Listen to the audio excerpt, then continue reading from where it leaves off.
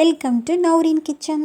இன்றைக்கி நௌரின் கிச்சனில் நம்ம பார்க்க போகிறது டேஸ்ட்டான குஸ்கா எப்படி செய்கிறதுன்னு பார்க்கலாம். இதற்கு தேவையான பொருட்கள் 2 பெரிய வெங்காயம், ஒரு பெரிய தக்காளி, சிறுசாக இருந்தால் 2 போட்டுக்கோங்க, 1 டேபிள் ஸ்பூன் நிறச்சி இஞ்சி பூண்டு paste, 2.5 teaspoon garam masala powder, 2 பட்டை, 2 கிராம்பு, 2 ஏலக்காய், ஒரு கை நிறைய ஒரு கொத்து புதினா, அதே அளவுக்கு ஃபைனாக கட் பண்ண கொத்தமல்லி தழை. இப்போது நான் 1 கிலோ சீரக சம்பா பச்சரிசியை 15லிருந்து 20 நிமிஷத்துக்குள்ளே ஊற வச்சுருக்கேன். ஒரு குக்கரில் 200 மில்லி எண்ணெய் எடுத்திருக்கேன், 100 மில்லி ரிஃபைண்ட் ஆயிலும், 75 மில்லி நெய்யும், 25 மில்லி தேங்காயும் எடுத்துக்கோங்க.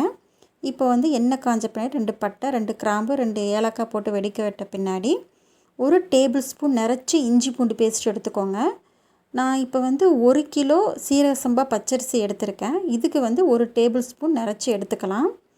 இந்த ரா ஸ்மெல் போகிற வரைக்கும் வணக்கி விட்டுட்டு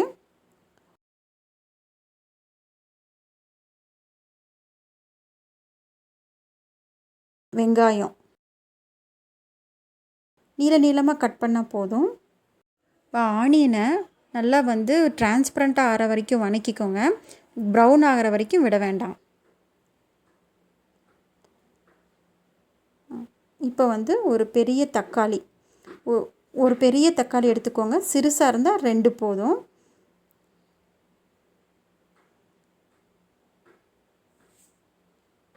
இப்போ தேவையான உப்பு சேர்த்திக்கலாம்.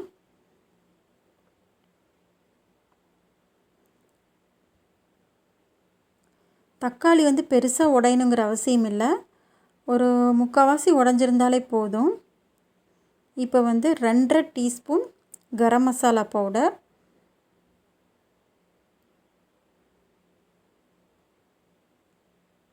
ஒரு கொத்து புதினா, ஒரு கை நிறைய புதினா இருந்தால் போதும்.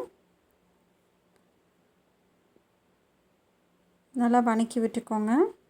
அதே அளவுக்கு கொத்தமல்லி தழை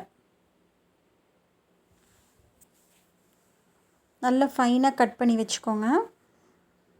அப்போ தான் நமக்கு கொஞ்சம் டிஸ்டர்ப் இல்லாமல் இருக்கும் சாப்பிடும்போது. இப்போ நான் 1 கிலோ பச்சரிசிக்கு 1க்கு 2ங்கிற தண்ணி விதத்தில் எடுத்திருக்கேன். எந்த டம்ளரில் அளக்கிறீங்களோ அதுக்கு 1 டம்ளருக்குனா 2 டம்ளர் தண்ணி எடுத்துக்கோங்க. இப்போ கொஞ்சம் நமக்கு கொஞ்சம் குலையாமல் வரணும் அப்படின்னு நினச்சிங்கன்னா மொத்தத்தில் ஒரு 1/4 டம்ளர் கம்மியாக எடுத்துக்கோங்க. நல்லா கொதித்த பின்னாடி நம்ம அரிசி போட்டுக்கலாம். இப்போ பாருங்கள், நல்லா கொதி வந்த பின்னாடி லைட்டாக திருப்பி விடுங்க. நம்ம பிரியாணிக்கு மாதிரி தான், ஒரு 90% வத்துற வரைக்கும் நல்லா மெதுவாக கிளறி விடுங்க. இங்கே பாருங்கள், தண்ணி ஒரு 90% வத்திருச்சு. இந்த ஸ்டேஜில் நல்லா அடுப்பை நல்லா ஸ்லோ பண்ணிடுங்க. ஸ்லோ பண்ணிவிட்டு வெயிட் போட்டு ஒரு 8 நிமிஷம் 10 நிமிஷத்துக்குள்ளே இருந்தால் போதும்.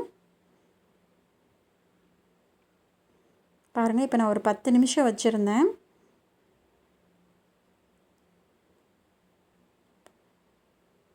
பாருங்கள், நல்லா சூப்பராக வந்திருக்கு. இது ரொம்ப ஈஸியாக செஞ்சிடலாம். இங்கே பாருங்கள், குலையாமல் வந்திருக்கு. பாருங்கள், நல்லா பதமாக வந்திருக்கு.